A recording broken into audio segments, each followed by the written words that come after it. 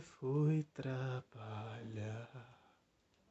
Eu sou o Dayton Charles, esse é Em Outras Palavras, um canal que a gente busca uma linguagem um pouco mais acessível para falarmos sobre cultura. No vídeo de hoje eu falarei sobre a nova série brasileira da Netflix, Cidade Invisível, que traz todo o folclore brasileiro em um suspense policial. Eu sou um pouco suspeito para falar sobre esse assunto porque eu sou apaixonado com folclore brasileiro e eu nunca entendi o porquê das produções brasileiras não abordarem essa temática. A última vez, pelo que eu me lembro e pelo que eu assisti, de produção brasileira que falou sobre folclore foi nos anos 2000 com o Sítio do Pica-Pau Amarelo, que trazia uma abordagem um pouco mais infantil para um público juvenil, mas que apresentou ao Brasil todas as entidades do nosso folclore, né, como a cuca, o saci, o curupira, a iara, dentre outros diversos. E aí Cidade Invisível traz essa importância, o quão importante é o folclore brasileiro para a nossa cultura, para o que a gente é, e também traz a responsabilidade da gente preservar essa cultura, da gente respeitar o que é nosso, o que é da nossa cultura, o que é do nosso povo. Cidade Invisível conta a história do Eric, interpretado pelo talentosíssimo Marco Pigossi, o Zeca de A Força do Querer. O Eric, ele é um policial ambiental que tenta lidar com a morte precoce da sua esposa em um misterioso incêndio. Esse acidente ocorreu num vilarejo, rodeado por natureza, obviamente, e esse vilarejo ele estava sofrendo com as ambições de uma construtora que estava tentando comprar os moradores da região para transformar aquela área em um resort para a alta sociedade. Então, além da série resgatar esse folclore brasileiro, ela também trata desses assuntos, né? A preservação ambiental e as relações humanas, as relações de poder. O criador desse projeto é o Carlos Saldanha, que tem em seu currículo os filmes Rio, A Era do Gelo e O Toro Ferdinando, que inclusive foi indicado ao Oscar. Carlos Saldanha tem 30 anos de animação e Cidade Invisível foi o seu primeiro live action, que são produções feitas com atores e atrizes reais. Além desse diretor de peso e além do Marco Pigossi, temos Alessandro Negrini e Fábio Lago para elevar e sofisticar o nível dessa série que, gente, tá fantástica. Se eu fosse você, terminava de assistir esse vídeo e corria para Netflix para ver, porque Cidade Invisível é a nova sensação brasileira. Em uma entrevista, Saldanha disse: queria trazer uma série policial, dramática, adulta, mas de igual para igual, com qualquer uma dessa de fora. E com diferencial, é Brasil. É folclore brasileiro. Não quero consumir Vikings ou American Gods, eu quero consumir o folclore brasileiro. Quero mostrar para o mundo o folclore brasileiro, que é tão ou mais rico. Eu me sinto muito contemplado com o que o Saldanha disse, porque eu também quero consumir o que tem aqui. Porque o que tem aqui, a nossa cultura, faz parte do que nós somos hoje. Se nós somos o que somos, é graças à cultura brasileira.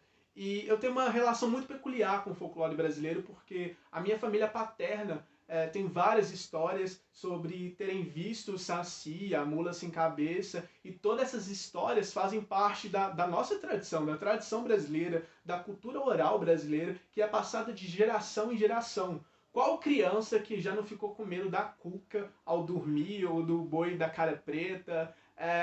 Essas histórias formam o que nós somos hoje. E essas cantigas de Ninar que utilizavam entidades folclóricas eram utilizadas para nos educar. Quando um pai ou uma mãe cantava a cantiga da cuca, era para fazer com que aquela criança dormisse cedo, né? O medo sendo utilizado como uma ferramenta para a educação. Então, todo esse universo faz parte do que nós somos hoje e por isso que eu quero consumir cada vez mais a nossa cultura. Inclusive, Netflix, lendas urbanas brasileiras, invista nisso, me chama, por favor, sou ator. E assim, quando eu vi sobre a Cidade Invisível, sobre do que se tratava a série, eu vibrei, eu fiquei super feliz, porque eu sempre quis consumir algo que retratasse o folclore brasileiro, como eu já disse um pouco antes no vídeo. E Netflix, segunda temporada, por favor, por favor. E como eu disse, eu tô aqui aberto, vou mandar meu currículo. Quero fazer parte de um projeto lindo e fantástico como esse. E é claro que sempre tem os cults de plantão, né? Aquelas pessoas que acham que só o de fora que é o melhor, aquelas pessoas que problematizam tudo, aquelas pessoas que só enxergam os pontos negativos das produções brasileiras e esquecem de entender toda a problemática da cultura brasileira, toda a falta de verba, né, que o governo, né, cultura desvalorizada, educação desvalorizada, e aí tá querendo algo no nível hollywoodiano, assim, sinceramente. E assim, nada contra os cultos de plantão, inclusive eu tenho amigos que são. E isso é a síndrome do vira-lata, onde o brasileiro acredita que tudo que é produzido lá fora tá lá em cima e tudo que é produzido no Brasil tá lá embaixo, sabe? É uma falta de autoestima, uma falta de amor pelo que a gente tem, sabe? E assim, toda produção, qualquer produção, vai ter os seus pontos positivos e os seus pontos negativos. Séries como Game of Thrones, que é maravilhosa, mas a oitava temporada é toda cagada. Equinox, The Boys, The Handmaid's Tale, são séries, são produções que possuem lados positivos e lados negativos. E não seria diferente com Cidade Invisível. Cidade Invisível está no top 10 de diversos países, como uma das séries mais assistidas nessas últimas semanas. E, além disso, conquistou milhares de fãs pelo mundo inteiro, que eu, inclusive, vou provar nos próximos tweets que eu vou colocar aqui. Acompanhe aí.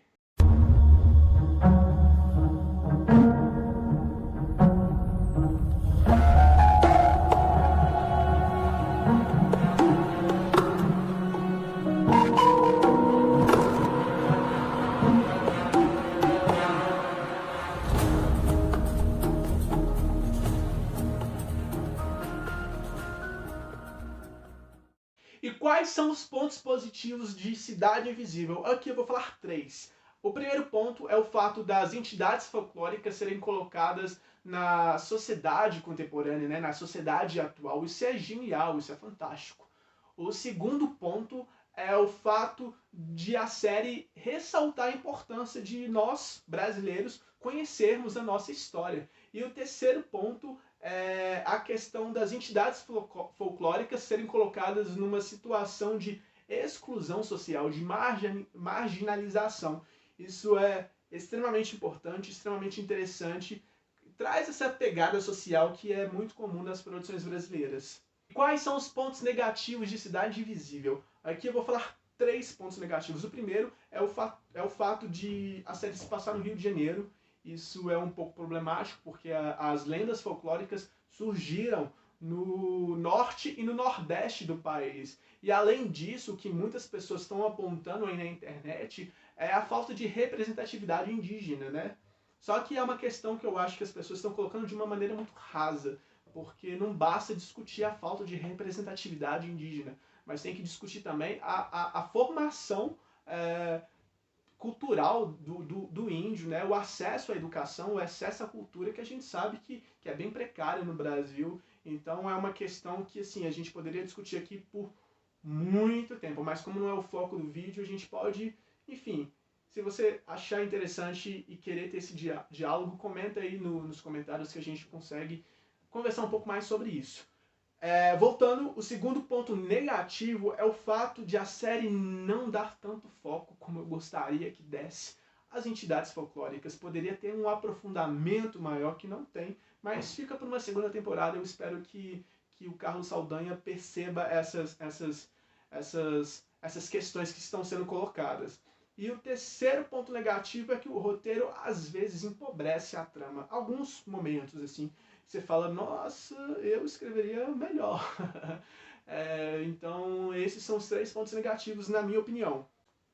E para finalizar, se você for como eu, uma pessoa que gosta de se aprofundar nessa temática, né, entender mais sobre o folclore brasileiro, eu vou indicar 2 livros que vão aparecer aí na tela, que são Geografia dos Mitos Brasileiros e Abecedário de Personagens do Folclore Brasileiro e Suas Histórias Maravilhosas. São 2 livros que vão te ajudar a entender mais todo o folclore brasileiro. E um extra, Armazém do Folclore, esse livro que eu estava aqui olhando a minha estante e não estava lembrando dele. É um livro também que apresenta o folclore brasileiro numa perspectiva mais juvenil. E é um livro fantástico, eu conheci ele no ensino fundamental, acho que na 5ª série.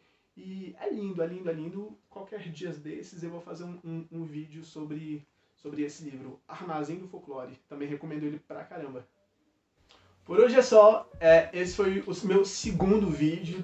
Eu peço encarecidamente que, se você gostou, curta, compartilha com seus amigos, que isso me ajuda a crescer muito nessa plataforma. Além disso, se inscreva no canal. Eu tô com uma meta de chegar a 100 inscritos para conseguir ter uma URL personalizada. E ativa o sininho, porque aí você vai receber as notificações dos próximos vídeos.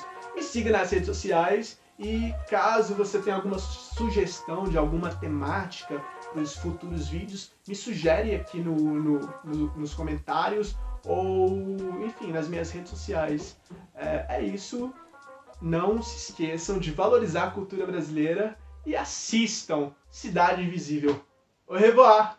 Eu tô aqui, Brasil, cultura brasileira, aí termino o vídeo falando au revoir. Olha, vou te contar, viu?